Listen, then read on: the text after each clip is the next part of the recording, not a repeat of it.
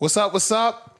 This is Kevin Paulin. And I'm Ben Backus. And welcome to the Fallen Up Podcast. In today's episode, we got a great conversation with Duncan Markovich, co-founder of Better Ways in Branford, Connecticut. It's a local cannabis therapeutics store. And it was a perfect time for the conversation where recreational marijuana passed July 1st of this year. And we were able to really not only get into his story and what prompted him to go down this road of really being an advocate for cannabis and opening his own store, but also trying to debunk some of the myths out there, talk about what cannabis can be used for medicinally, and also kind of just what to look out for in general. Yeah, absolutely. I thought the conversation was intriguing, motivational, encouraging. One thing that really stood out to me was Duncan's passion for community and educating the community, you know, really working with Finn, where he's from, and growing that out. And that's fallen up in itself, you know. Without further ado, we bring to you another episode of the Fallen Up Podcast.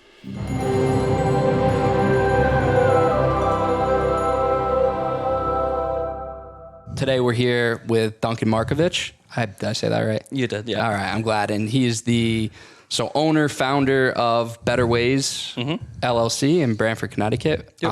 And can I just let you kind of just say what Better Ways is all about, what the inspiration for starting it was? Absolutely. So I would say 2018, right a little bit before the Farm Bill Act was changed in December. That is when myself and the other co-founder, Paul Stecker, also from Branford, we had been discussing sort of the cannabis industry and what the next steps were, what it meant with hemp and CBD products becoming federally legalized, and how that was going to impact Branford and the surrounding communities. Both Paul and I have had many conversations at great length about the importance of cannabis, what it does on an individual level, what it does for a community, or the potential of what it can do for a community as a whole. So Better Ways, what we really like to focus on first and foremost is education. You know, explaining the science behind this plant-based medicine, how it interacts with the human body, pets as well, all complex vertebrates have an endocannabinoid system, anything with a backbone. So you can sort of think about the endocannabinoid system as a network of receptors that interacts with molecules we naturally produce within our bodies to create what's known as homeostasis or perfect balance. So from a physiological and evolutionary standpoint, that system is in all of us already. It just so also happens to interact with all the molecules from the cannabis plant. So whether that's marijuana or hemp. So again, the education about this is so tantamount. And then secondly, what we wanted to help focus on was the overall quality of the products and the sourcing. Sourcing is extremely important for anything really that you put in your body. Everything should be looked at as medicine, even if it's alcohol, you know, and as big as that is. So outside of the education around the cannabis plant, making sure people had access to the highest quality products from the US only, you know, because there's a lot of nonsense out there. When this law passed and changed almost overnight, the whole CBD boom was everywhere. It's in grocery stores and gas stations and all over the internet. And, you know, you see those three letters, but there's not a lot of people talking about it. They're like, this is good for you, take it, buy my stuff. And that, you know, for me is not, that's not the focus, really. It's not my focus. It's not Better Ways' focus. And thankfully, there are a lot of like-minded individuals within this industry that want to solely hone in on, again, what this plant represents, and that's healing. and that could be applied in a variety of different ways. And then the other things we educate on are nootropics. So those are supplements that help with cognitive function, memory, focus, mood stabilization. And then we also have plant-based products in the store to help with gut health and the three major components of that. So how nutrients physically move through you, the rate of absorption of those nutrients, like what are you actually pulling from your food? Like how effectively are you getting the good stuff from the food? And then if you think of your GI tract as a muscle, how strong is it?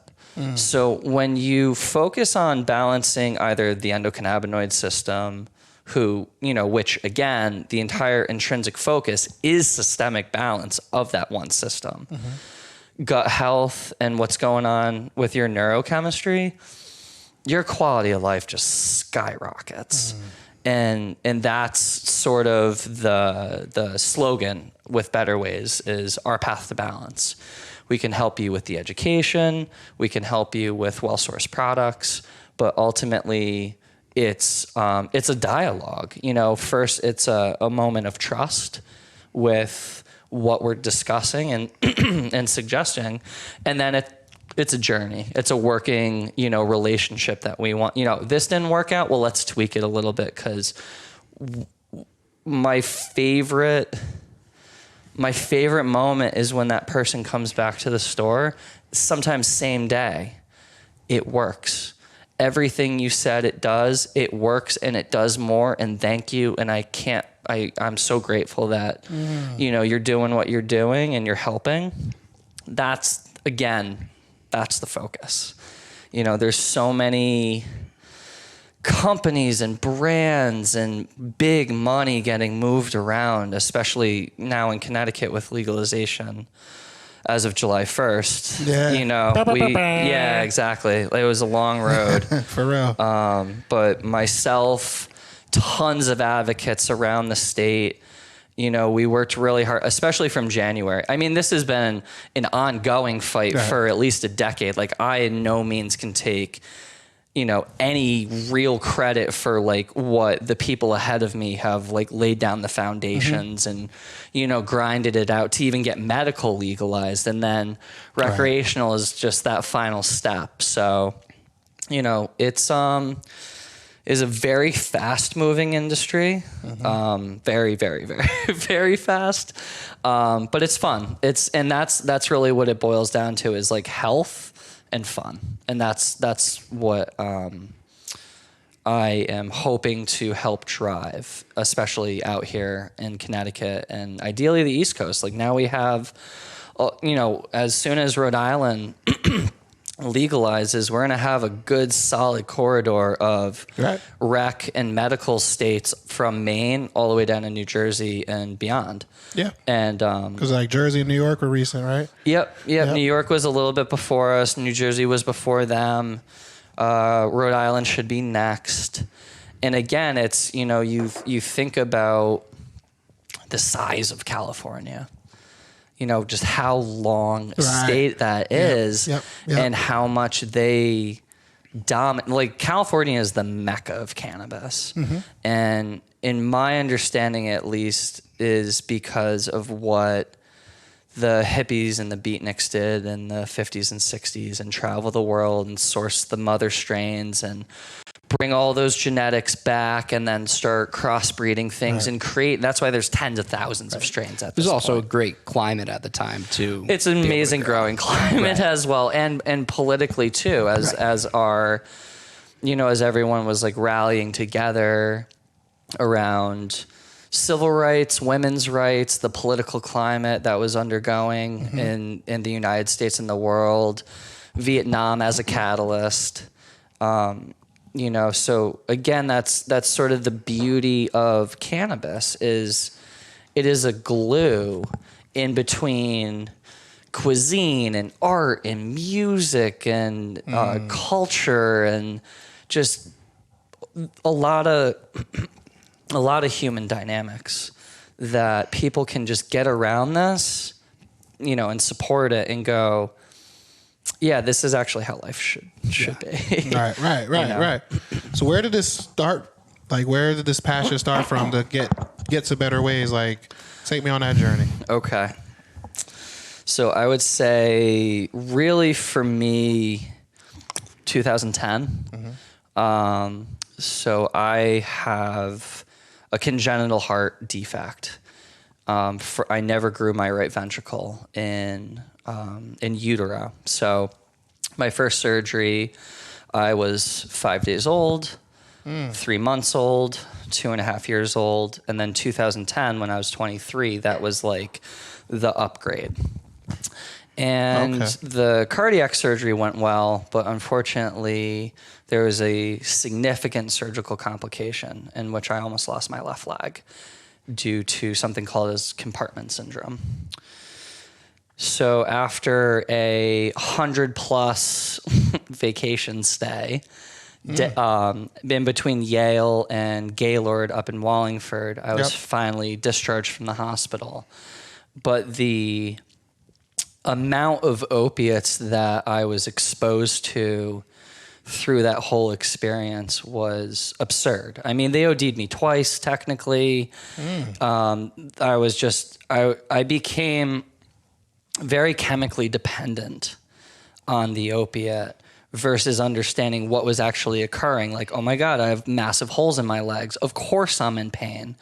When in reality, the way that opiates work with our brains when our dopamine receptors are overloaded is you're chemically craving it, but your brain is tricking you and saying, no, you're just in more pain. And it's this awful, awful, brutal cycle of thinking you're in pain when maybe you're not in as much pain, but you're so like hopped up on this stuff. Yeah. I had a very similar experience. And what is crazy was the withdrawal from the opiates. That was the primary source of pain. And after I broke my back, I was on a fentanyl patch for years. And in my mind, it was this idea of, if I don't have this, I'm going to be in this excruciating pain. Right. But in reality, I was supposed to change the patch every 72 hours. Well, now it's not working after 50 hours. Right. Now it's not working after 40 hours. Yep. And that withdrawal was creating the vast majority of the pain. And as soon as I was able to get off that, I realized, hey, there's not actually that much pain. And the pain that I do have is probably okay and manageable, and I can actually deal with it. And that's, you look at Purdue Pharmaceuticals and that family and everything that happened down in Stanford, especially with OxyContin and that rapid spread. And, the same thing. I was on 16 to 18 milligrams of Dilaudid. One of the just for everybody listening, 1 milligram of Dilaudid equals 10 milligrams of morphine. Thank you. And I was about to make that point. The average therapeutic dose of Dilaudid is about 2 milligrams after post-surgery. Correct. So you're on 8 times that dose. Yeah, and it just That's insane. It just continued to ramp up, and when in my healing process while I was still hospitalized, a very brilliant neurologist who was following my case said, if you continue on this path of roughly a 2 milligram a day increase every week, you're going to go into renal failure in 2 weeks. Like we just can't give you any more opiates because you will die. But of course, at that time, I was still like, well, there's holes in my legs. So what are we doing about this pain? And I want to bring up this protocol because with what's going on right now with MAPS and other research around the country.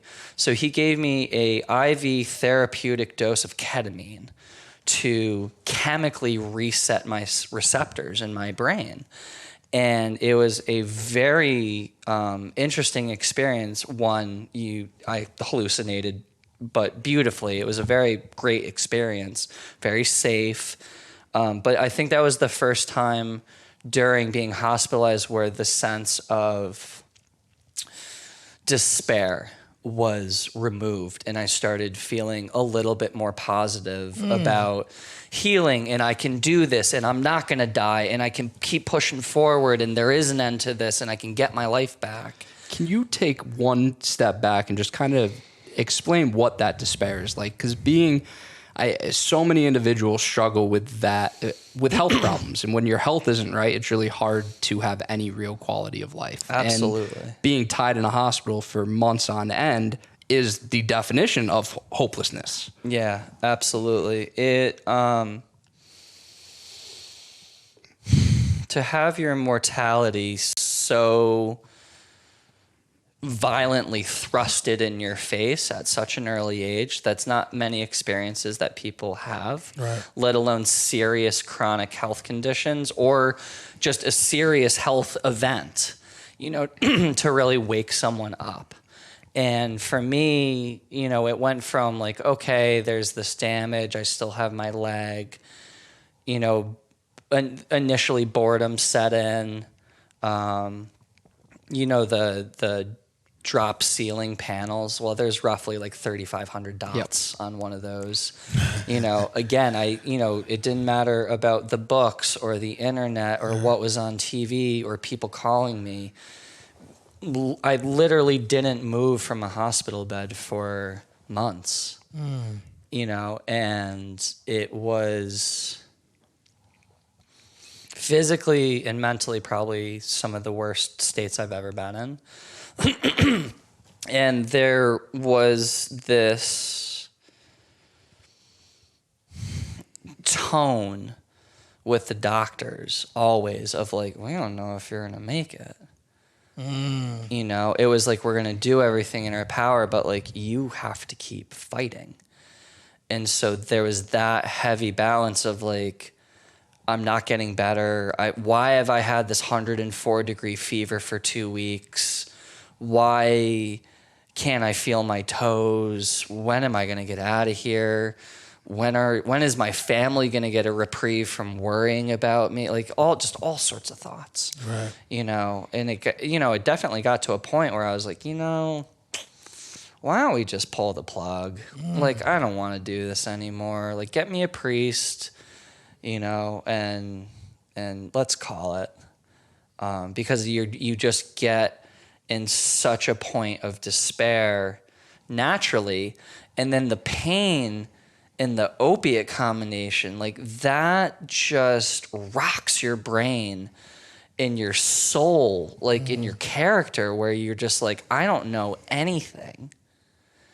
Nothing made sense anymore. And it definitely, chronic pain and chronic, I feel, prescription use for pain management just robs you of who you are, from your family, from your passions, from your loved ones and friends. It just chemically changes you, and is now very widely known of how chemically addictive it is. Right. Even though that whole family was like, no, it's not chemically addictive in the 90s. They totally knew what they were doing. Yeah. And now what do they have? They have over-the-counter patents for, anti-opiate meds. Right. Yeah. You're going to get everyone hooked, and then you're going to think you're going to play their savior? Yeah. So I hope they lose all their money and get arrested. So I hear that. You found that, was it the ketamine treatment that was able to kind of bring you out of that and give you a newfound... So that was like a hard reset on me neurochemically. Yeah. And then we started titrating me down from the opiates. And then when they released me, I also was on a fentanyl patch. And we're cutting it tinier and tinier strips. How do we wean me off this as much as we can? And I think I was on opiates for maybe 120, maybe 130 days. And then within 20 minutes of missing that fentanyl strip, I sweat so much that first day we had to change the bed sheets like 6 times. They were soaked. Yeah. And then it was a full month of detox cold turkey. Your skin's crawling, your mind is racing. I was maybe getting an hour or 30 minutes of sleep a day for a whole month. I was having sleep-deprived hallucinations. I remember my mom told me this story. She She said she came into the room early in the morning and she heard me talking to someone and she asked who I was talking to. She thought I was on the phone. Apparently I was just talking to the wall. And I wouldn't wish that kind of detox on my worst enemy. But when I asked the pain management group, like, how do I clear my system out? Their immediate response was, well, let's put you on Suboxone. Sounds about right. And I said, no, like, how do I clean Status my quo. body out? Is it a mango papaya blend? Is it 15 gallons of water every day? Like, how do I naturally do this? Right. And they're like, we can't help you.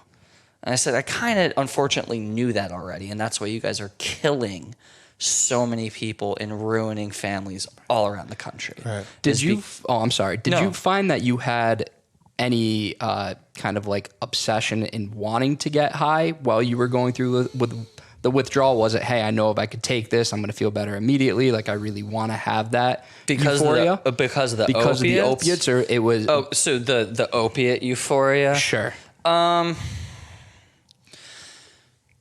You know, like in high school and college, I never really messed around with pills or any of that. I saw enough of what it did do to people. I'm not gonna lie, being on Dilaudid, which is pretty much the hospital's version of heroin, Yep. you feel amazing. That euphoria, like, it's instantaneous. The moment it enters your bloodstream, you feel so euphoric and calm, and the pain is gone. But it's just a fake Band-Aid. You know, what opiates do is they block the message of pain. They don't go to the source of the pain and start healing that. It's just a quick fix. Right. And so towards the end, I remember feeling sort of excited and anxious for my next dose. And I remember something that my parents said to me. They said towards the end, when they would give it to me, they had to leave the room because my mom said the look on your face, your eyes would roll back. Sometimes you'd make sound like guttural sounds as it hit you. And she's like, I couldn't watch it. You know, I knew in the moment it was helping you deal with the pain, but from, you know, a parental standpoint, you know, it's just straight up poison Right. going into you. So I can't, you know. Yeah, and the reason I ask about the mental piece is I know in my experience, and again, I was on fentanyl for probably like 5 years, and I had at that time I was sober. You know, there was no other substance use in my life, and there had been withdrawals in the past where I thought my life was over. This was like, hey, and what really drove that when I look back, like the mental torture was outweighed like any of the physical things, this craving to get high. Yeah. And then this last time with the fentanyl, I had all these things in place where I wasn't craving the high, but my body was in agony as I was coming off. But I found that way easier than having to deal with that mental obsession piece from years before. It's way harder. So, yeah, it's way it's harder, especially you see people who have, you know, addiction truly as a disease, and it could be alcohol, it could be marijuana, it could be 8 hours of yoga a day, it could be anything, really.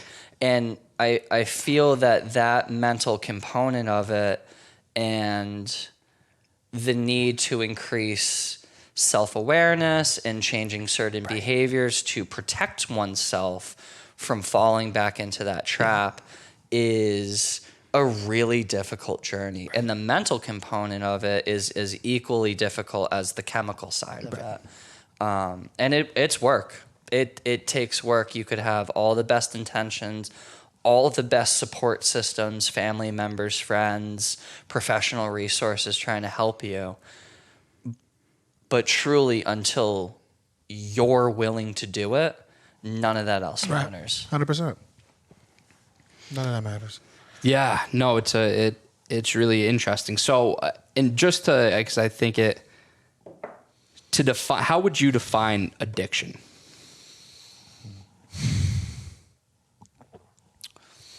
That's a big, I mean, kind of what I just said, it's, I don't think and look at addiction as a negative thing.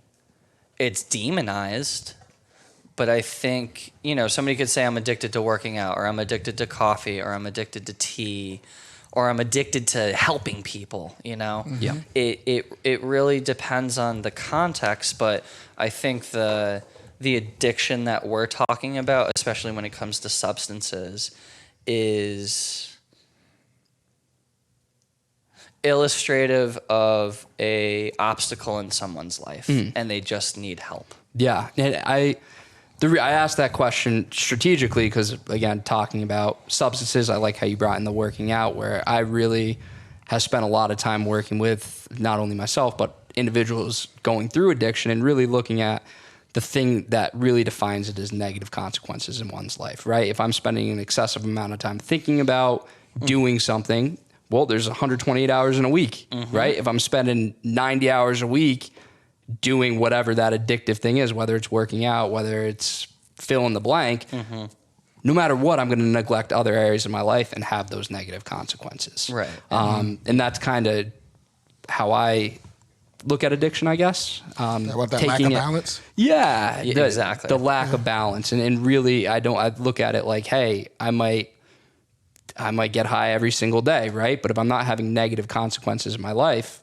that's not addiction. Right, that's use. Right. And there's, and I think you're hitting the nail on the head with delineating the difference between substance use, abuse, and addiction. Right. And that the variables within that spectrum. Yeah. And there clearly are tons of people who benefit from marijuana because it's a medical program that states have adopted. Right. There's science behind it. And then the same thing also with this whole hemp and CBD thing, and that's what we were talking about earlier with your mom. Yep. Was, cannabis, talks about the plant material itself. You have three species. You have Cannabis ruderalis, Cannabis indica, Cannabis sativa. In Cannabis ruderalis, that's more like industrial hemp for textiles and rope baking and building materials. Okay. It's an extremely great insulator. We're uncovering more and more applications of industrial hemp, even further so than we did back in the day in colonial times. And then so that's ruderalis. In the middle you have Cannabis indica. In the industry, we like to say indica, couch. You're hanging. You're very relaxed. You have an amazing body high. Indicas are, really helpful for people with chronic pain, cancer patients, helping stimulate their appetite. Probably the worst thing with an indica is you're gonna destroy your fridge and take a nap. You got something to do, right? If you got something to do, then use hemp or cannabis sativa. Gotcha. And that's the other part of the tertiary fold out is so on cannabis sativa that then breaks down into marijuana or hemp. So from a molecular standpoint, they're all the same. There's roughly 125 molecules in the plant. THC and CBD are just two of them. So you can have a plant, right here, right in front. Like I could say the one on the right is marijuana, the one on the left is hemp. They look the same, they smell the same, they taste the same. Really? But the effects are very different. Okay. So you can kind of think about it like beer. And this is a good example I like to use in the shop. If marijuana is Budweiser, then hemp is O'Doul's. They're both beer. The alcohol content and then the subsequent effects are very different. Thankfully, cannabis is much more medicinal than beer. So you're still getting all the same properties as you would with marijuana, but you're not getting high. And that's, I think, really one of the wonderful untold stories about hemp and CBD is you can get all the same benefits, but you don't get high. You keep your mental faculties about you. Your eyes aren't bloodshot, but you're relaxed. The tension in your body's let go. And from an internal holistic perspective, it is really supercharging that endocannabinoid system.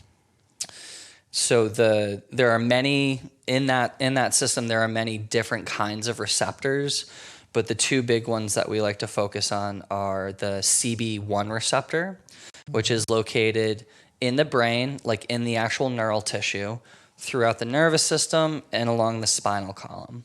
Okay. The CB2 receptor is located on the tongue, throughout the entire GI tract, really densely populated in the stomach. Your extremities and your skin is actually a receptor site. So that is, in all the major bodily functions, the circulatory system, respiratory, musculoskeletal, like everything that those receptor sites are around and touch, it just snaps into. So that's why the cannabis plant is such an effective healer for so many different people. For me, it's like I said, my pain management and nerve damage in my leg. I have some stomach issues now from a recent surgery that it's helping, dial that in. And then my mind, just, sometimes if there's social anxiety or just, trying to help stabilize my mental space and where, if I want to be more creative and, on a project for work, or if I want to draw or go for a hike or go swimming, it's ultimately what it snaps into is knowing that cannabis is a very individualized experience. We all here could take the same product, the same volume, the same dosage, and have completely different experiences. And I think that's the beautiful thing about cannabis is when you find something that works, then it's yours. And it's just, again, understanding how it works and why it works and how to snap it into your lifestyle. And I feel very strongly about cannabis use being attached to the rhythm timing of your day and using it strategically and advantageously to help kind of springboard your day. In the morning, you don't want to get super crazy high unless it's a day off and you want to wake and bake and you have nothing to do and you just get to have that leisurely, relaxing day. For me, I am in pain in the morning, so I need that support. But ironically enough, I don't want to be crazy high in my cannabis store. So, I want to be on point. I want to be able to represent the industry professionally. Right. I want to be able to speak to the community members responsibly about, again, the science and how to use it properly. And with the hemp and CBD side of this, at least, there are a lot more... it's an older generation that comes through, usually 55 plus. Oh. But I mean, there's, everyone comes in, of course, but that's where, again, the beauty and the benefit of getting the medicinal components without getting crazy high. If your 85-year-old grandmother with arthritis needs help, but, she takes a hit of her pen and then she's too high to even bake, a round of cookies. Right. Like, that's a problem. So how do we help her get the relief she needs, but supporting the lifestyle she's trying to, live? Yeah. So I want to take a step back and go a little bit backwards because I know we just took a right turn, and I want to touch on all of that and more, and kind of debunking some of the myths around cannabis, and especially as we mentioned at the top of this, it becoming recreational July 1st. I think now is celebration. A lot of the blood orange or the blackberry. I'm good with whatever comes first. I got appreciate it. These are really good. Yeah, and I think something that there's just a lot of misinformation, and I'm hoping to clear a few things up. Before doing that, just to be able to take a step back and kind of finish up telling the tale of you're in the hospital, you have this ketamine treatment. You come out, you're on the fentanyl patch, you start cutting it down, and then the ultimate, detox, cold turkey, nothing. When did you start that? Fresh out of the hospital? No, I would say I was still on the fentanyl patch when we kicked off outpatient physical therapy. Okay. And then eventually it just got to the point where, like, I don't want to be on this stuff anymore. Like, it's killing my stomach. I can't keep down food. It's not staying inside me. My brain is like Swiss cheese. Like, I can't even hold a basic conversation without serious mental fog. So I got out a little bit. So I went in August 1st of 2010. I got out a little bit before Halloween, and then I went back in for another week or two, and then I was finally discharged. So maybe February or March was when the detox happened. And then, and again, that was with nothing. The first week, I maybe drank half a glass of water. The next week, it was 3 peanut butter crackers. The next week after that, it was a little bit more sustenance and water. Like, it was nuts. And I totally now understand also on the other side why people who are addicted to heroin lie, steal, and cheat to get the next hit. They're not necessarily chasing the high. They're avoiding detox. 100%. Because it is insane. I never got high off any opiates or had a withdrawal from that. I withdraw for marijuana though, which is crazy. I got it. And that happens. Yeah, I was incarcerated, and during my time, like, I couldn't eat, nothing, sweating, like, couldn't sleep. But when I was incarcerated, there was a person that I was sharing the cell with that was detoxing off of heroin. And what I mean, the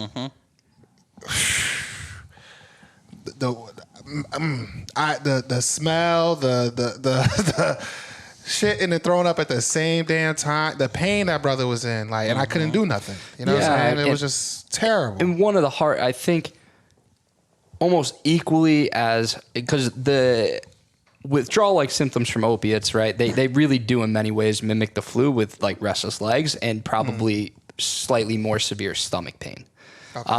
But knowing, right, if I have the flu, I'm laid up on the couch, I can't do shit, right? I can go to the doctor, maybe take some Tylenol or something. Nothing is going to make the flu go away but time. When you're in that moment and you know, hey, if I get a little hit of this, I'm straight. Yeah. That, I think, is where that torch, because anyone can get the flu and ride out the flu, right? Right. But knowing, hey, I got something, like, that mental piece is so incredibly powerful. You have the option. Yeah, I don't have to feel this way right now. I can do X, Y, Z, and I'm gonna be back to feeling like my normal self. Yeah, that's a great point. I think that makes it really, really just this added challenge. Yeah. Absolutely, because we are lazy. Right. We want the quick fix. That's just human nature. It is. We don't want to do a whole heck of a lot of work. Yeah, and that's just so, and that makes the whole addiction therapy that much more difficult. So finally, detoxing, it's out of my system. I'm starting to feel normal again. That was the first time that I used cannabis in a therapeutic capacity, not hanging out at a house party, having a few beers and sharing a joint with some friends. Really, truly for the physical component. And then also, I was in a hole mentally. That was the worst experience I'd ever had in my whole life. So getting my head back together and my mental state was just as important as healing my body. But of course, even back then, that was before hemp and CBD. And so even back then, I was like, wow, this really helps. And there's definitely more to this plant than people are letting on. Obviously, at that time, Colorado was coming, I think that was 2012 when they legalized. And, California always has been, about medical and helping people. Yep. But that was the first time I experienced the therapeutic benefits, and it really opened my mind up to this plant, other plant-based medicines, the importance of fueling the body and the mind with the right things, but being aware of it every day, and of trying to do the best to avoid those pitfalls that, society, it's built in, whether it's fast food or the quick fix at the grocery store, or, the whole societal framework around alcohol and socializing. And, especially here in this town, like, we know what a party town looks like. We all grew up with it. It was said to me in college when I went to school up in Springfield at Western New England. There's upperclassmen from other cities going, how are you holding your own with us? And I'm like, I guess you never went to Branford.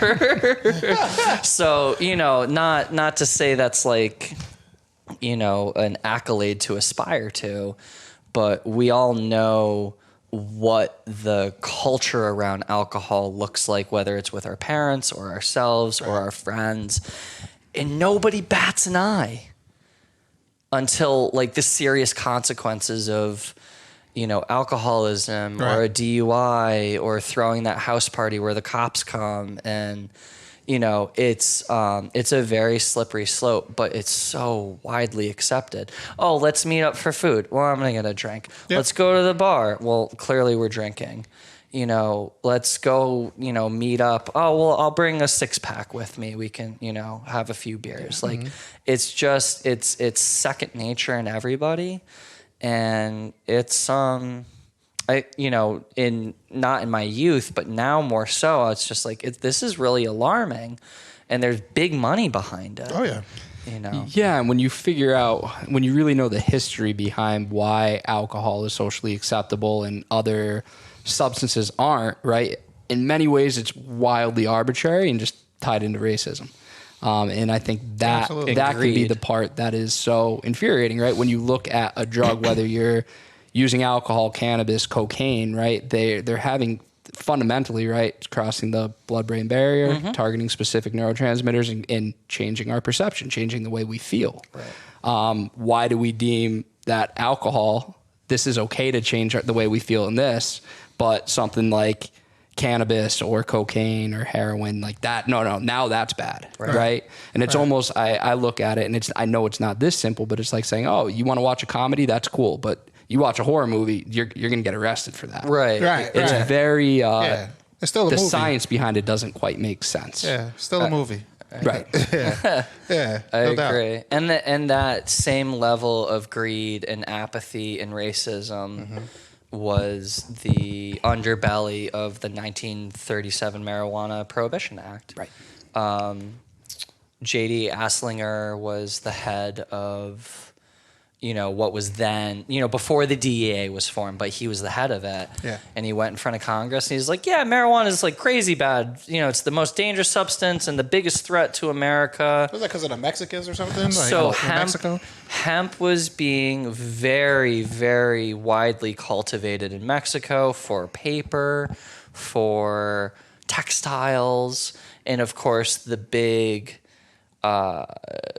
the tycoon families like the Rockefellers and Morgan and all of those Carnegie's, industry giants were starting to get greatly threatened by the cannabis plant because it threatened everybody who owned timber and paper mills and the newspapers, and then big tobacco, big pharma and medicine, petroleum. That very year the bill went into effect, Henry Ford had built a car that was made of hemp that ran on hemp fuel. So that was a huge threat to the automobile industry and obviously the petroleum industry, where they're like, what do you mean the American people can grow their car in their backyard and then also grow their own food and shelter and clothing and medicine? So it's greed and racism. And then at the same time as jazz and bluegrass was coming up from the South, and jazz musicians were using marijuana to help, whatever reason why, it doesn't matter. But I feel from like a creative and musical component, because of how dynamic and improvisational that jazz is, it was just helping them like really hone in and get into flow state. Yeah. And in creating better sets and better music and better musical and cultural concepts. Again, that's a massive threat to the government. So they made it illegal. Asslinger spoke in front of Congress for maybe a half an hour before they're like, yep, Schedule 1, illegal.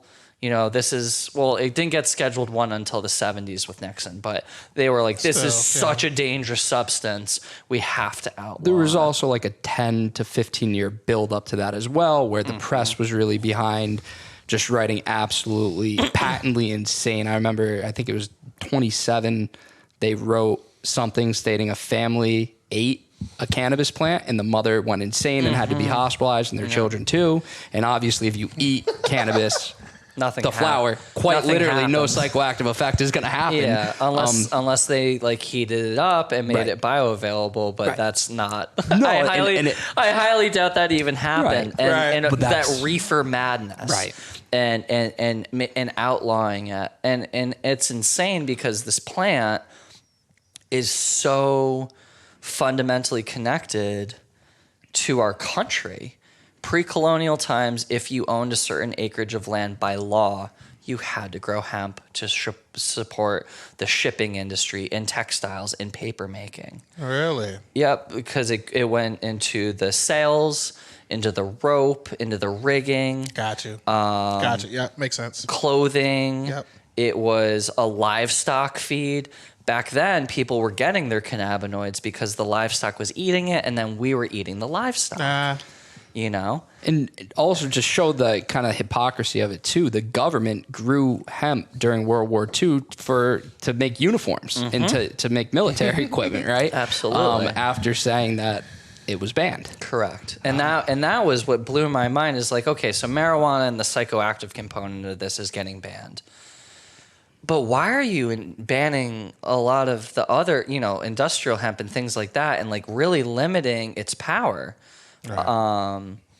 And I think the most one of the most hypocritical components, especially from the government side, is hemp fiber is used as a counterfeiting device in our cash. Like you can hold up a bill and you can see the little strands as a counterfeiting measure. And I mean, I think the ultimate one is both the Declaration of Independence and the Constitution are written on hemp paper. That's why they've lasted for as long as they did. That's why papyrus paper from the Egyptians lasts as long as it does. Right. It's an extra fibrous material, and its longevity is amazing. Right. So it's just ultimately what it comes down to is they just want to figure out how to make their money from it. Right. And we're seeing that across the country. We're seeing okay examples of how to do it right, and we're seeing horrific, terrible examples of how to do it. Can you shed some light on those horrific, terrible examples? I would say Michigan and Massachusetts have some pretty bad case studies. Fall River, the mayor, that's in Massachusetts, the mayor set up some personal subsidiary company, and he was taking active bribes for licensing, just getting payoffs, and then trying to wash him through his company and the whole accounting paper trail and everything to be like, I had nothing to do with it. They were just making campaign donations. Wow. And that happened in a few other cities in Mass. Michigan also fell to the allure of big money, multi-state operators, and them basically sort of the same thing, just kind of bribing their way into getting the licensing. And now they're just in these financial and political dilemmas where, again, the culture and the people want transparency and fairness. And they're like, why do you guys get licensing Right. over all these other people who are way more knowledgeable, way more passionate, care about the plant and the end user and the community more than, well, what was our Q1 profits? Right. You know, and that is a rapidly growing problem that we're seeing in this industry. I mean, the 4 grows in Connecticut aren't even owned by people who live in Connecticut anymore.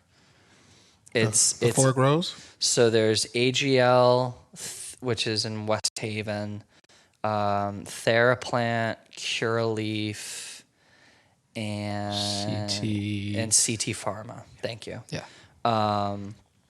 And big money came in. Curaleaf was a Connecticut-born brand. Okay. And a Russian oligarch came in and bought it, and now it is a global brand, and he's buying up dispensaries and grows all over the East Coast. I visited Maine in March, and it's the same thing. Like, these massive big money corporate guys are coming in because they see the money that can be made, but they don't care about the culture. But it shows in the quality as well, though, right? The quality too, and from just being in this industry and working with Paul, working with Skylar Phelan, a few other people, Tommy Verderam, other people that have been in the game for decades, it is 100% genetics, how it's grown, how it's harvested, how it's cured. That's how you get good product. Right. Because if you're not starting with good flower before you start these manufactured products, the decline in efficacy is just exponential. So you just have to start with good from the beginning. Gotcha. And the scale at which some of these operations, there's a company in Canada, one of their indoor grow operations, they're called Tilray.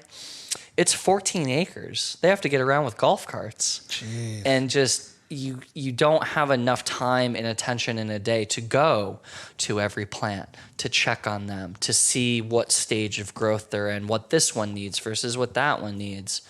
And the attention to detail is tantamount to then, because when you're growing indoors, it's a lot trickier than just saying, here's some amazing organic soil, here's some fresh water, and here's all the sunlight that you deserve and need. Growing indoors, there's a lot of factors that go into it that you have to be on top of to ultimately dictate the quality. And when you have these corporate entities that have oodles of money to have massive things at scale, that's when the quality suffers. So I really think that this industry is going to look similar to microbreweries. You're going to have craft, small batch, and it's going to be more of a local, regionalized support. It's like, yeah, I could go to the dispensary and go get that because it's convenient. They might be open. Or I'm going to support my local farmer who actually cares about it. Yeah. That's where their passion is, and they want, and it comes through. Yeah. So again, I never want to speak ill of anybody in this industry. I think the 4 licensed grows and all the dispensaries in Connecticut, again, the medical program took a very long time to set up, let alone what's going on now. Everyone works really hard from what I've heard personally about all the growers within those cultivation businesses and everybody at the dispensaries. For the most part, everyone is compassionate, caring, wants to help the community, wants to help the individual seeking, answers and an alternative. But I can't get behind the corporate money. I can't get behind those metrics. I came from corporate. I was a financial advisor at TD Bank for 6 years. Oh, really? And nobody wants to drink the Kool-Aid. What you had, a Series 7? No, thankfully I didn't have to get all of that. I did have to sit for my life, accident, health, and annuity licensing. And that was a state exam that was much like the SATs. It's never, what do you know?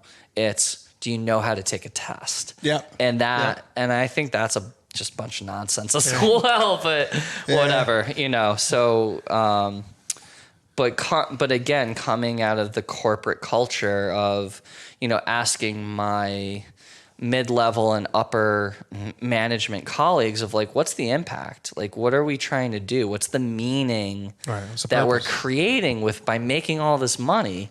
And they're like, oh, well, there's this great project and it's going to have these better returns next year. I'm like, you just are not my people at all. Right. So to switch it up a little bit, I know probably about, and you can correct my timeline, somewhere it became decriminalized in 2012, 13 in Connecticut, cannabis. Yeah. Yep. And within the next few years, that's when we began hearing a lot about CBD, and it kind of, I think, boosted marijuana as a whole and it kind of lifted its profile up. Yep. And very, very quickly, you would hear, this is a cure-all drug. It literally will fix all of your problems, from all your mental health problems to all your physical health problems. Yep. Where do you stand specifically on cannabis as a medicine? What is it beneficial for, or what have you found it's beneficial for, coupled with what the research states it's beneficial for? Yeah, absolutely. Again, there were a lot of companies right out the gate because, again, this isn't still not FDA regulated, much like the supplements industry isn't. So there were a lot of companies out the gate that were making these wild, outlandish claims. For example, the place on the hill, on Branford Hill, the Your CBD store, that is a franchise Subway model of hemp and CBD. They have their own in-house manufacturer, and when they came out, they got hit with 2 federal class action lawsuits. The first one was for their packaging and labeling and saying, this oil will help you quit smoking. These capsules will help you with your cancer. Wild things that you can't be saying or advertising at all. Right. In creating serious medical malpractice issues, creating false hope. Right. Just like horrid marketing tactics. And then their other one was for, I believe it was a manufacturing and safety issue with their pet products. And the frustrating thing was when they opened their doors, to many different towns. I think in 2019 they opened over 200 stores in under a year on the East Coast. Just rapid expansion because they have so much money behind them. Okay. And it's I would say, I guess I've heard some of their product works for some people. Other people didn't like their sales tactics and their pushiness. For me, whether it's somebody who's never used cannabis or somebody who uses it every day, I think the message is still should still be the same. This is how it interacts with our bodies. This is the science behind it.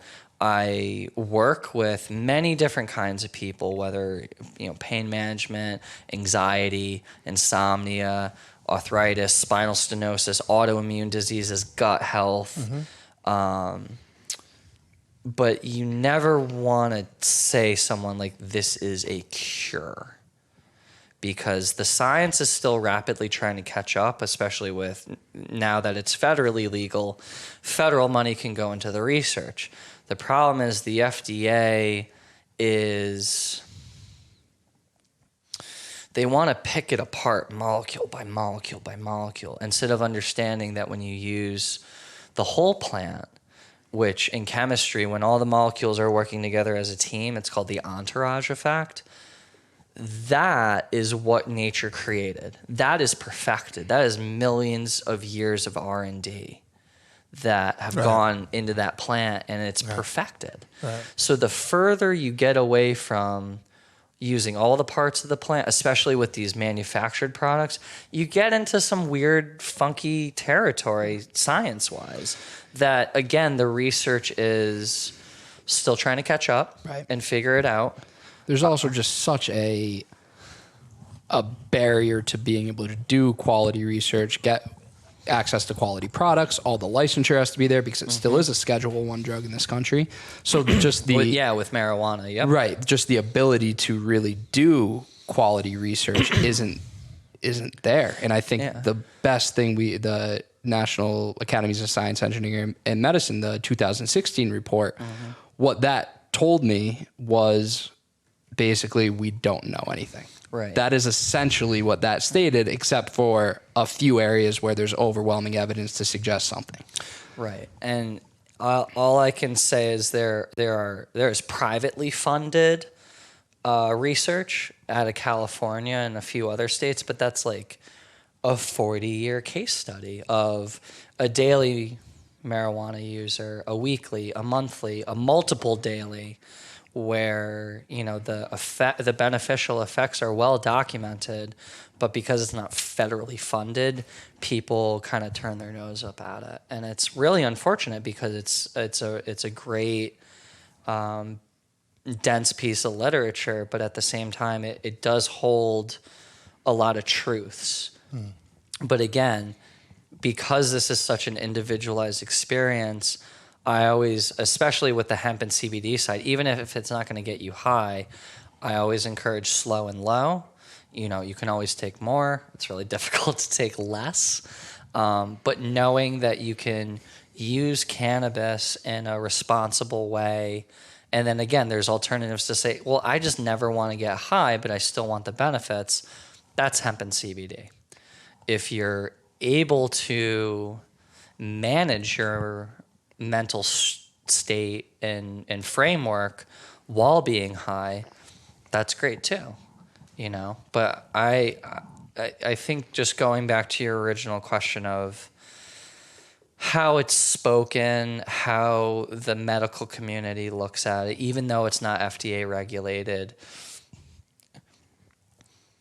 this industry needs responsible leaders to push the needle and keep going. We are just getting started, and it's a really exciting time, but I hope that, with the leaders in this industry and people that want to lead by example, that we continue to do so in a very responsibly, educationally focused manner, so that there's not disinformation out there, that people aren't like scrambling just to make an extra buck off someone. I want to empower somebody the ability to balance their head and their body and just have a better lifestyle, live life. This is all so fleeting and impermanent, and so many people take daily life for granted. Absolutely. And Absolutely. It's difficult for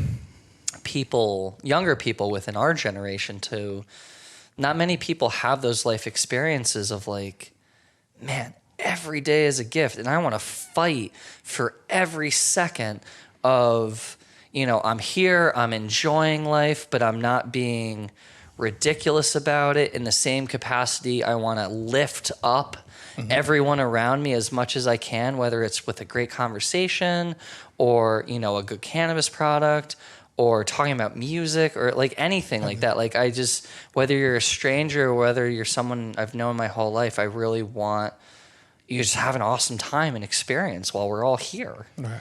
Because when it's gone, it's gone. And then what's next, that's a different podcast. That's a different podcast. So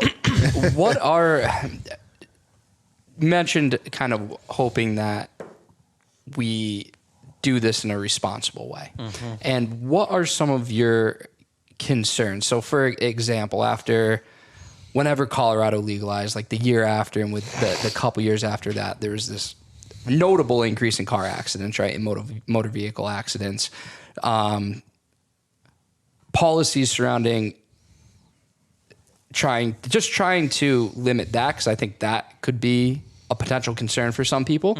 And then also the forever saying, oh, well, if it becomes legal, then more kids are going to be able to use it, right, and what that looks like. And some of kind of the potential fallout or areas that if we don't take the time to come up with good policies and procedures could have potential fallout down the line.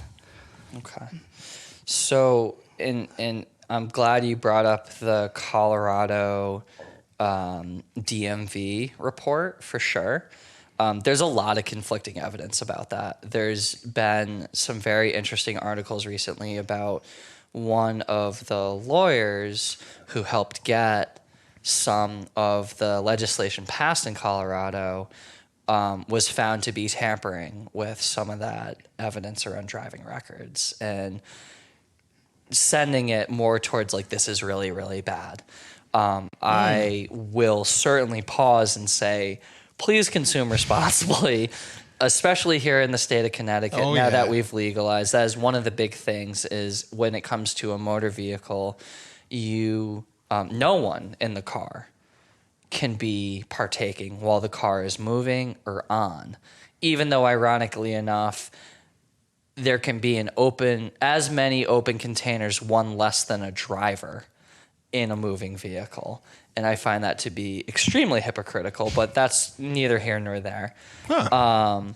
So if you are going to consume with a vehicle, make sure it is parked and make sure your keys are not in the ignition or you will get hit with a Dewey for intent to drive.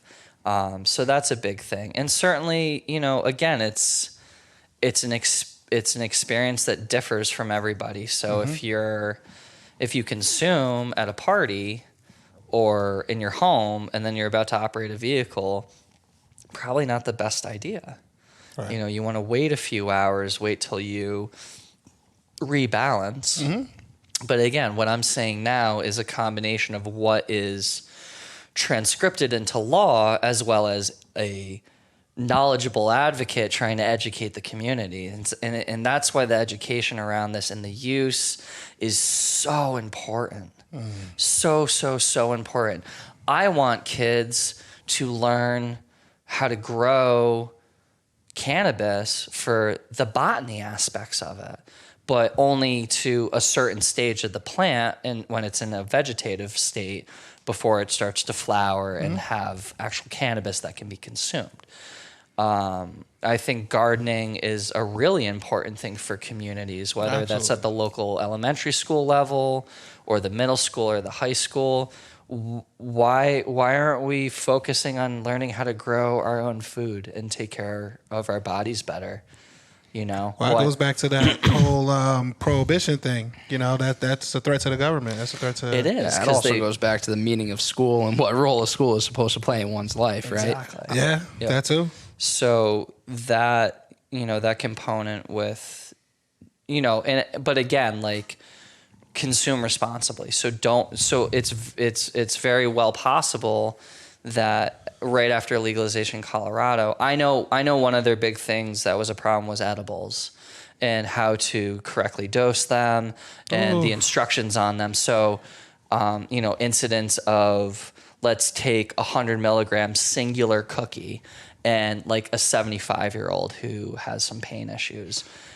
They're going to, if it's not well designed and directed, they're not going to understand that 100 milligrams is a lot of cannabis all at once. Usually people say between 5 and 10 milligrams, but they're going to look at that cookie and be like, I'm going to eat the whole cookie because it's a cookie. Right. I don't need to get out my ruler and cut it into 10 pieces and figure out all of that dosing issues. Can you quickly explain the difference between ingesting THC orally versus via inhalation? Absolutely. So when you smoke cannabis, whether it's the actual plant material or some kind of concentrated cartridge or a dab or things like that, it is being very quickly uploaded because it goes in the lungs, gets infused into the blood.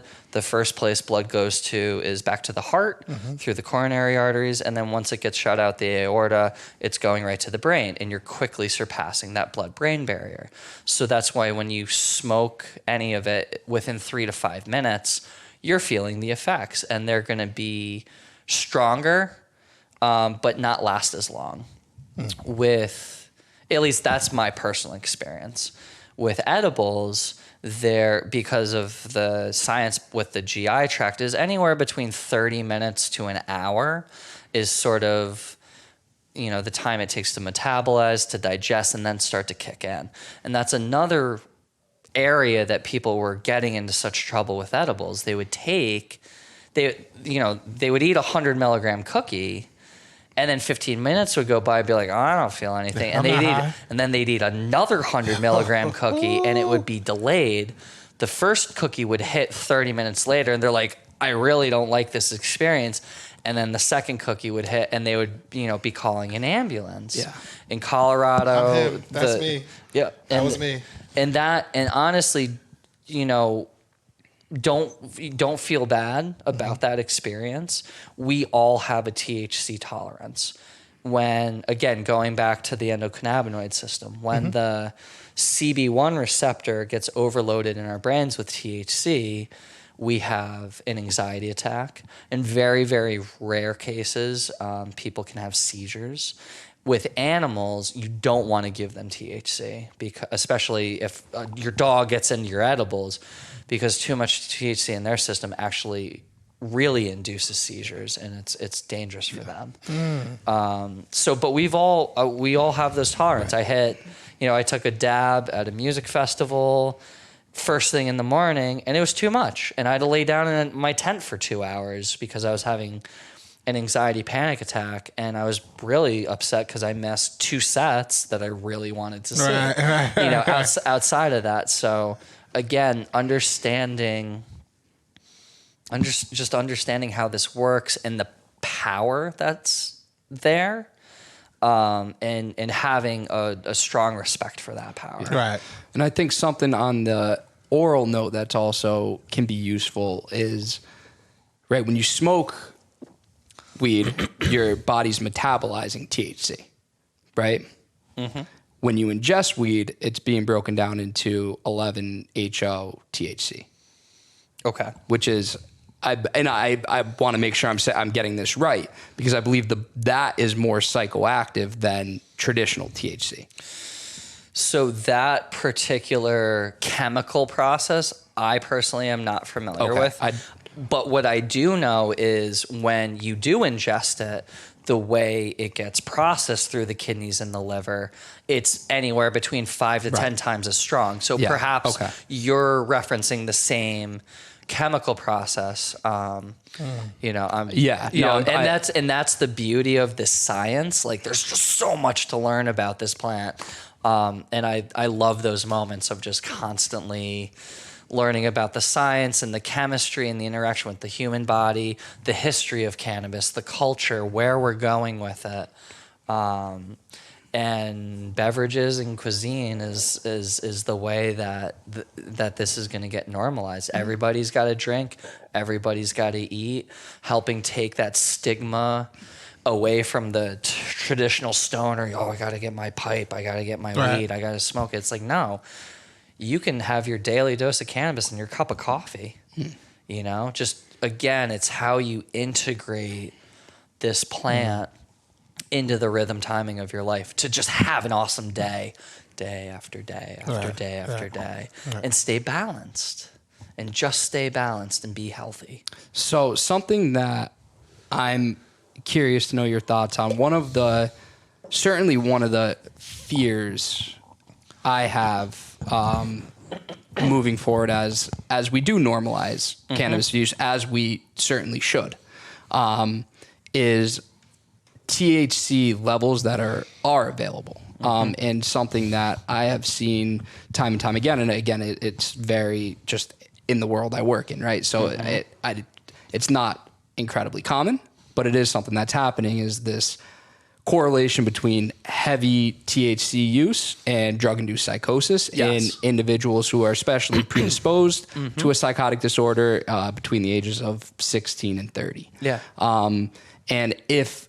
you would have any suggestions or any ways to see, is it necessary to have concentrates that are upwards of 90% THC, or having what your thoughts are, and if there is a way to regulate that, and also another piece, and I'm sorry, I'm throwing a lot at you. No, it's okay. The idea going back to kind of the beginning where we talked about use versus addiction, right? My focus has always been on really differentiating that because, like you said, any drug use can be an incredible supplement to life, right? It can add to, just like if I were to go work out and I take some pre-workout, right? Yeah. I'm taking a supplement, something that's going to add to my experience. Correct.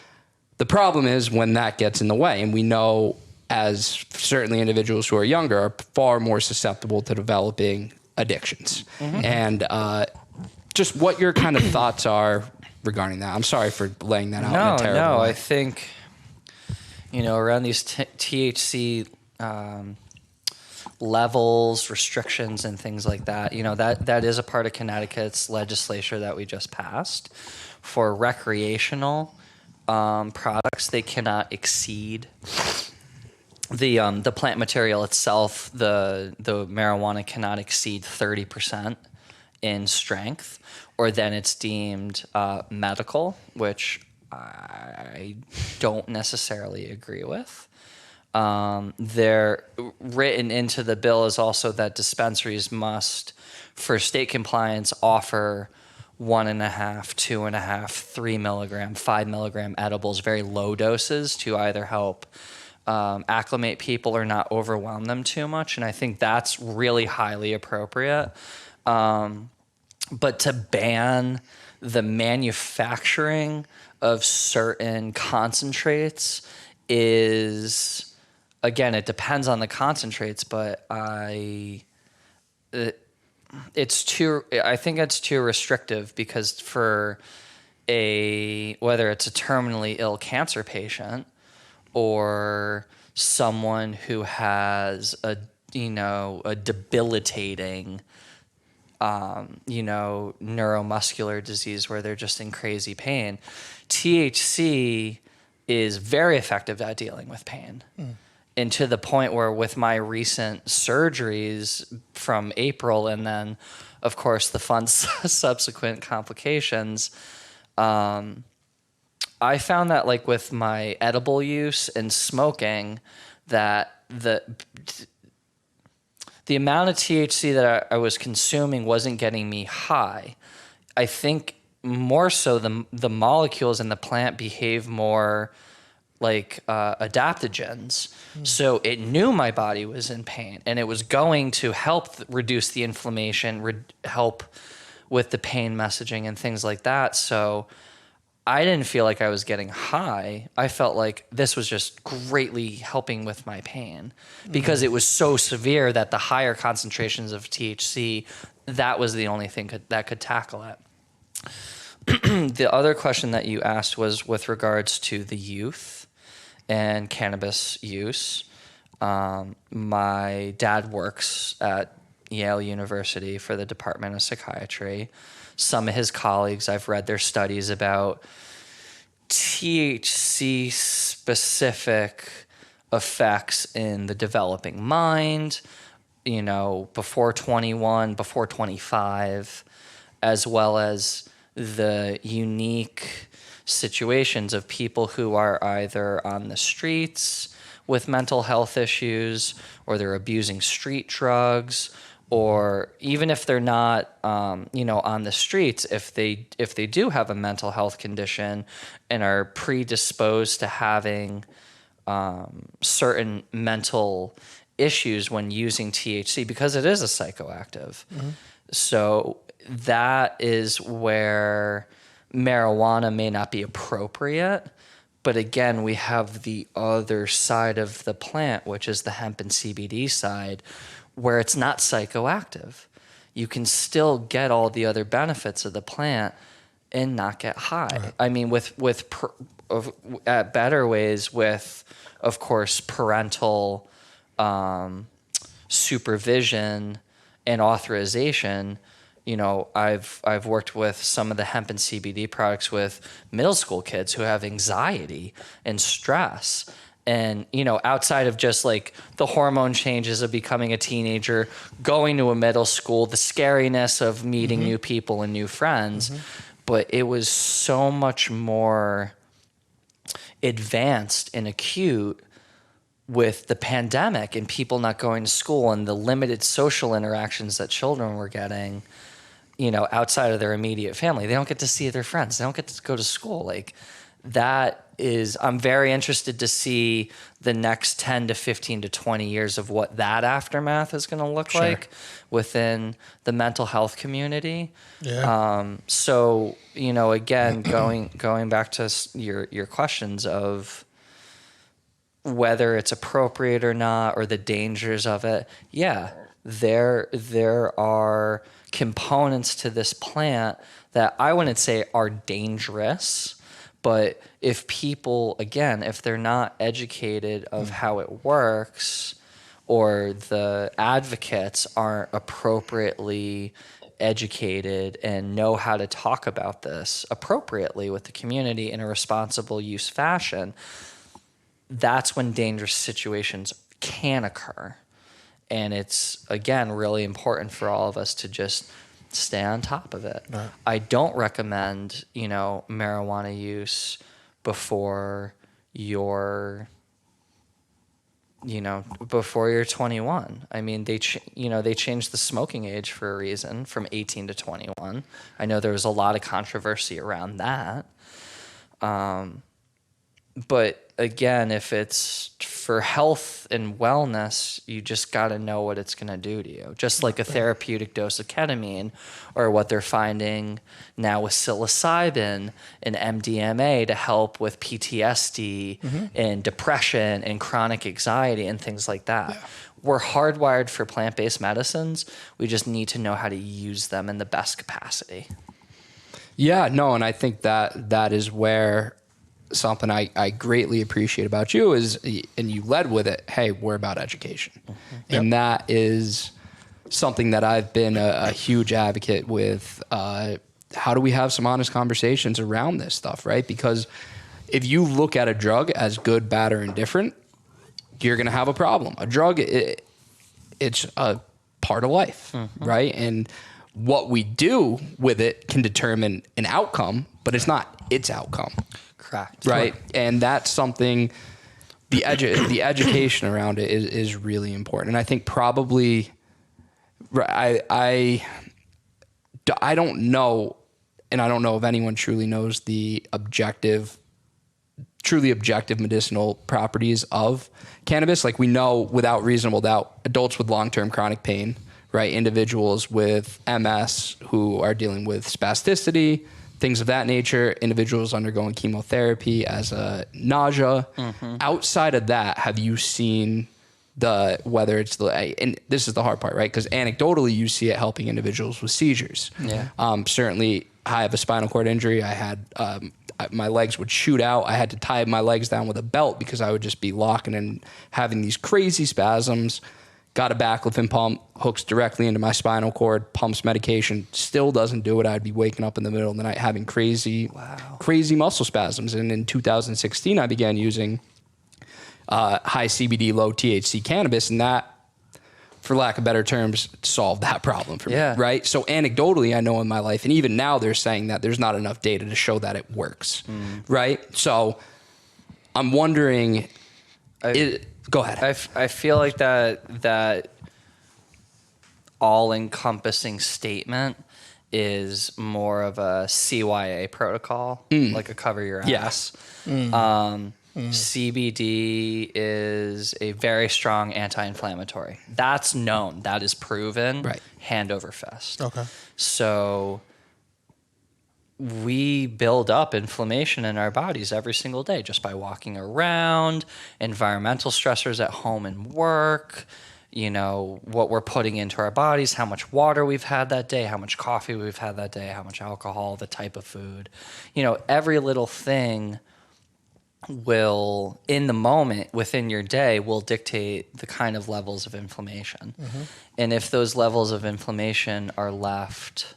if you're not aware of them or they're left unchecked, then a decade or two goes by and then it becomes a health issue or a disease or something different, and it manifests differently. So if you have access to something that doesn't make you high, supports the system whose entire intention is to create balance within the body, and actively reduce inflammation systemically, like, Yeah. you know, I'm not a licensed medical professional, but the science and just the semi-basic logic around it supports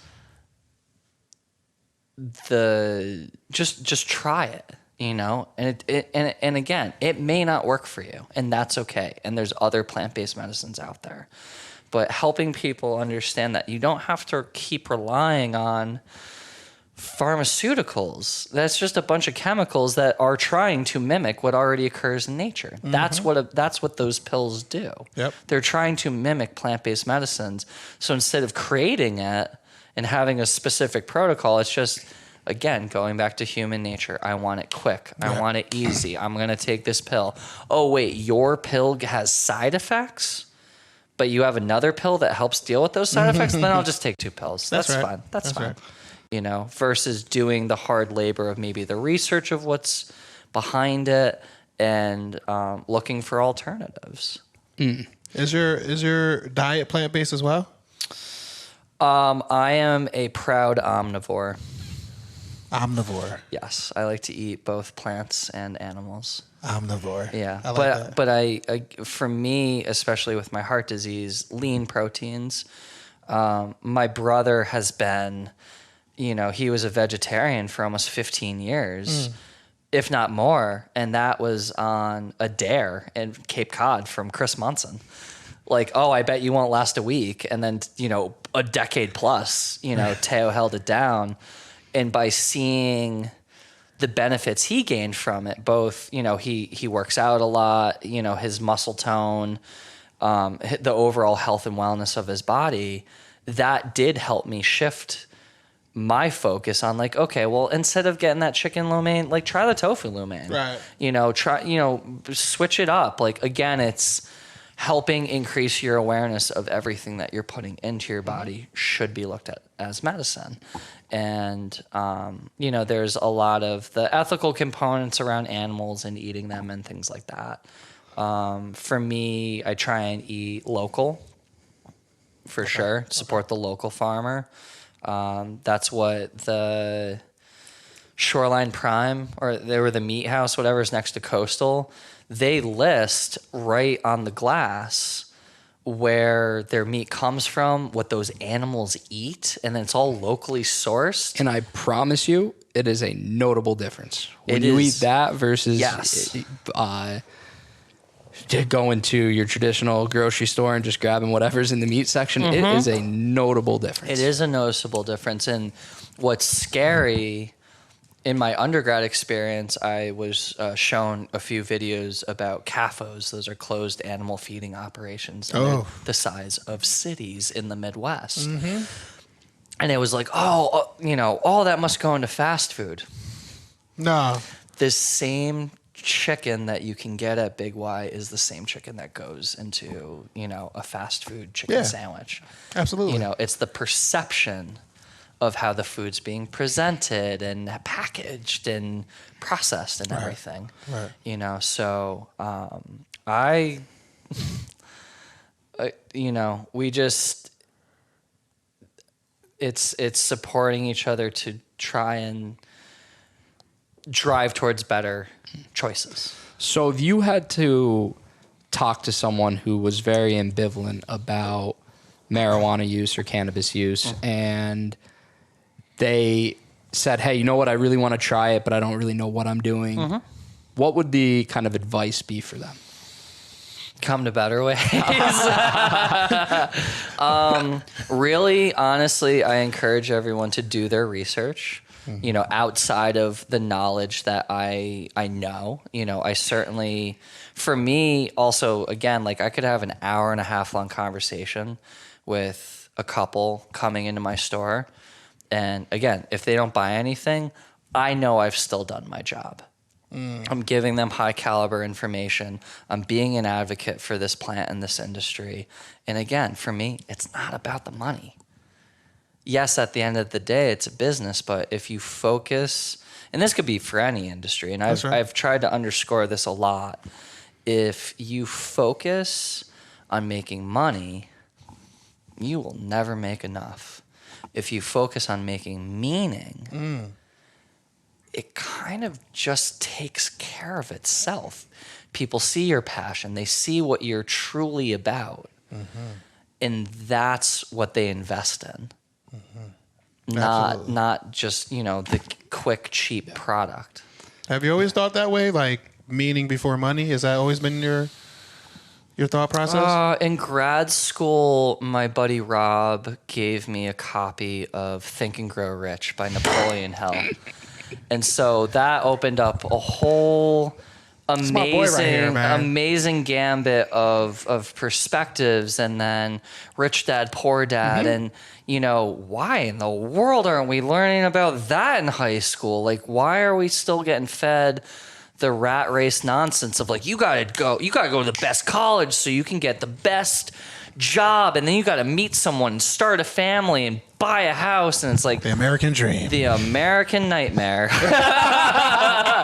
It doesn't work that way anymore. Right. And our generation is seeing that more so. In I would say the late 70s, early 80s, 30 to 40-year-olds were making the same amount of money. But the cost of living in the past 30, 40 years has gone up exponentially. Absolutely. And, that's, everyone's like, oh, the housing market and the economy, and everyone with student loans and, or people that went into trade and, things like that. It's like that America doesn't exist anymore. Yeah. I have friends that are 35 holding down 3 jobs just to make rent. Yeah. This is now the American struggle. Right. So, or a different version of it, I should say. Right. No, I'm with you. If you're going to struggle, at least have some meaning with it and some purpose rather than just for some green piece of paper. Right. And nothing fulfilling. Right. Money, I think it was a little tiny book by Deepak Chopra. And it was like the 7 spiritual laws of success. And one of them is about money. All money is a reflection of your creative time and energy. Right. So again, if you're making killer meaning, then, it's going to come. It is going to come, Unfortunately, I would say the biggest tragedy that I see is with the education system and how vastly underpaid and undervalued teachers are. They should be getting paid the most. It's also so interesting. Absolutely. If you go to a school and you ask teachers, guidance counselors, administrative staff, what is the purpose of school? One, they'll either tell you the mission statement, which half of them don't know, or you get all of these varying answers. And I find that so shocking, right? Where school is this pillar of a community. And if we don't all have the same definition and direction, where the hell are we going? What does that mean? Yeah. And it is true. We're reading this nonsense when you can read books like Think and Grow Rich. Even and there's so many just wonderful How to Win Friends and Influence People, right? Yeah, another Napoleon Hill. Yeah, all book. These great books that truly add value to one's life, but we're going in a different direction. Academia and which certainly that serves its role too, but where's the balance? Exactly. So before we wrap up, I just want you to be able to kind of let us know about these products, and whatever this is, it's fucking banging. Yeah. Whatever this is got me so relaxed, bro. It is. Yeah, they kill it. Yeah. And it tastes like really, really good. Yeah. And so this company is Wild CBD. They're out of Oregon. They make incredible products. When they had sent me a sampler pack of their seltzers, again, like there's a variety of how products are manufactured, and a lot of people want to use water-soluble CBD isolate, which means out of all the molecules in the plant, they just pull the CBD molecule and then put it in a product. Okay. I personally don't feel any isolated molecule ingested at high levels is safe or supported by basic biochemistry. So again, when you have a product that uses as much that's in the plant, I think it's a higher quality. So these guys are incredible. They when they sent me their sampler pack, I immediately looked at the ingredients, and as you can see, carbonated water, blackberry juice, cranberry juice, natural flavor, and broad spectrum hemp extract. I know what all of those are. You know, it's not just this laundry list of ingredients. And then, of course, trying it and tasting it and experiencing it certainly is the next step, at least for me, at least when I vet our products that go on the shelves. So they're an incredible company. I'm really happy to be working with them. Some of the products in front of you guys, these are my product line that have been really successful. So this one right here, this is an infused agave. A lot of people, again, being health focused, they're interested in sweetener alternatives. Agave is hypoglycemic, so people who are concerned about their sugar levels or their diabetes, it's a really effective alternative sweetener. The title Mayahule, so that is in Mexican culture. In mythology, Mayahule is the goddess of the agave plant. So you know, there's a little blurb on the side of it, but that, you know, goes deeper into the history, the cultural importance of the agave plant outside of tequila, the medicinal ceremonies it was used for as well. The wildflower honey right here is this honey is actually sourced in Indian Neck at my buddy Ryan's farm, Necker's farm, which is right behind Bud's Fish Market. So Is that Branford? yeah, that's like not even a mile and a half down the road from here. Nice. Yeah, it's really nice.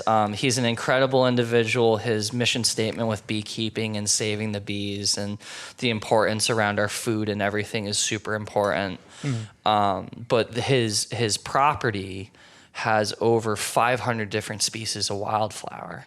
So the flavor profile of the honey on its own is very rich and robust and something unlike anything I've ever tasted before when it comes to honey. From a medicinal standpoint, having all those different pollens go into the honey makes it a very well-rounded antihistamine fighter. Everybody says, oh, you got allergies, eat local honey. There's a reason for that, because you're allergic to what's locally around you. The bees convert it into medicine. And then infusing it makes it that much more of a medicinal product. Gotcha. So that's very special. We have... Sounds like powerful. It's very powerful. We have a few of our tincture bottles from our product line. This is a caramel vanilla grapeseed oil. I'm a little bit of a coffee snob. Yeah, me so too. I love coffee, but I don't want to add anything to it that really impacts the flavor. So That's my boy. Do you hear this? I drink my coffee black too, man. So yes, sir. The caramel and vanilla in that is very mild. It's more to balance out the flavor profile with the grapeseed oil. Nice.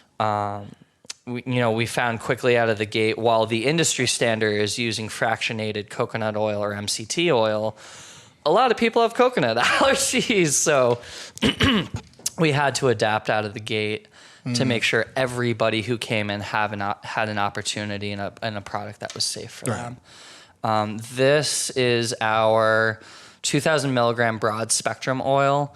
This is just like the seltzers, these are broad spectrum. So what that means is you're using all the molecules of the plant, except the THC is intentionally left out. So the three classifications, full spectrum, broad spectrum, and then isolate. So at broad spectrum, that product is really designed for first responders, the military, union guys, people that can't have THC in their system, whether it's a drug test or what have you, it's a federal job. Obviously I would never suggest somebody to use a product that would crush their career or end their livelihood. But I wanted to make sure that people who can't have THC in their system or don't want it, they have a very, very strong sensitivity to it. So again, that doesn't have THC, but you can still benefit.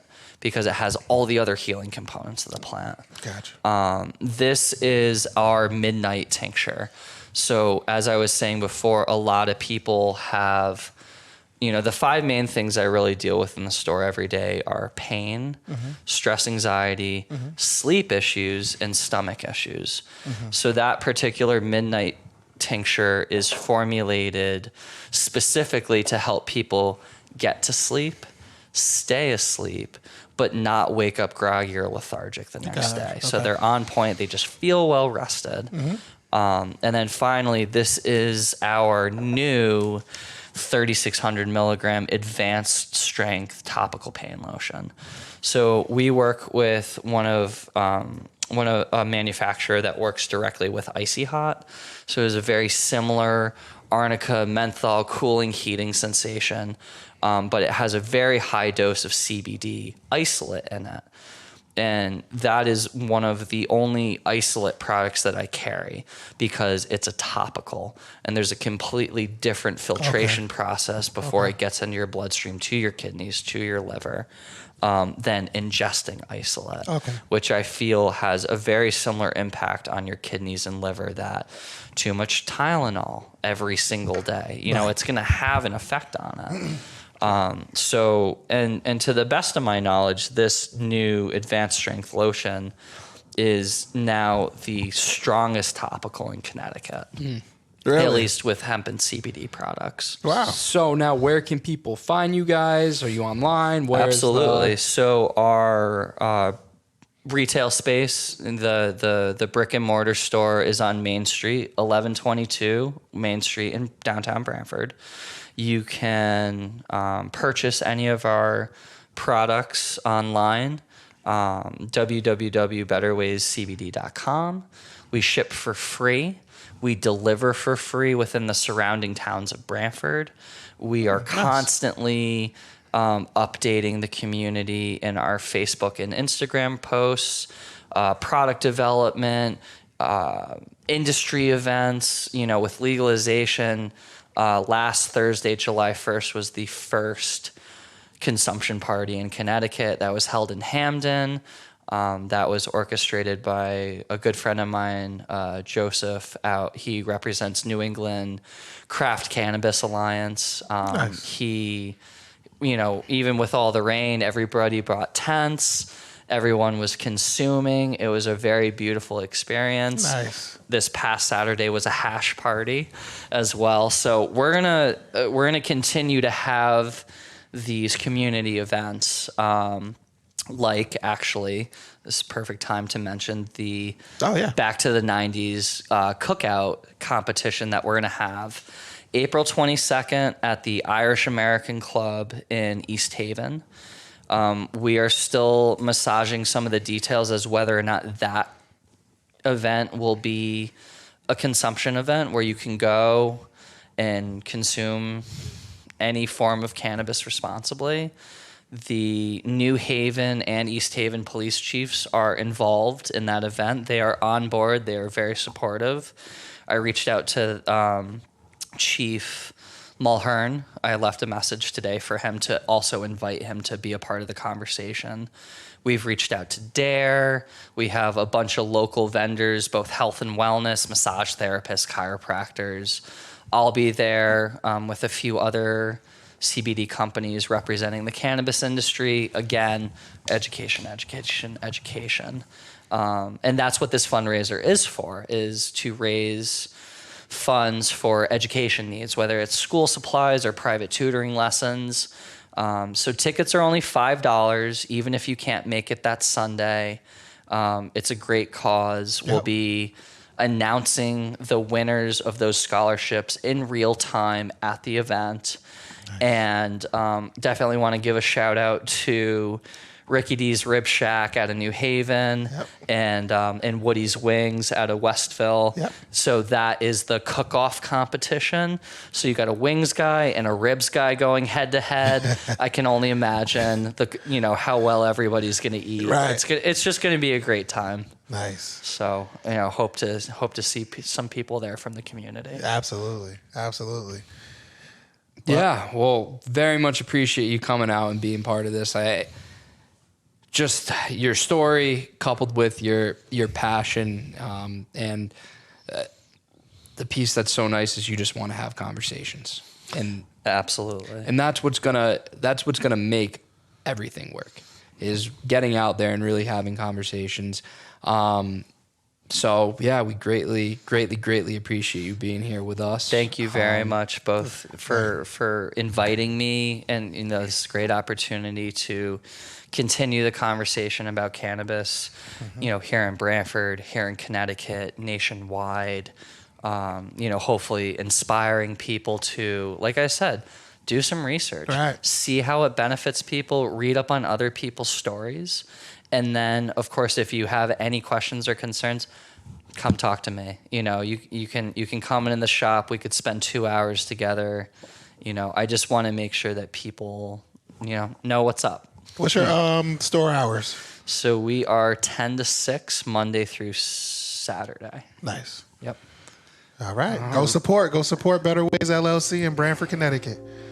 All right. Well, we appreciate everyone listening. Yeah. Thank you, and we'll see you guys later.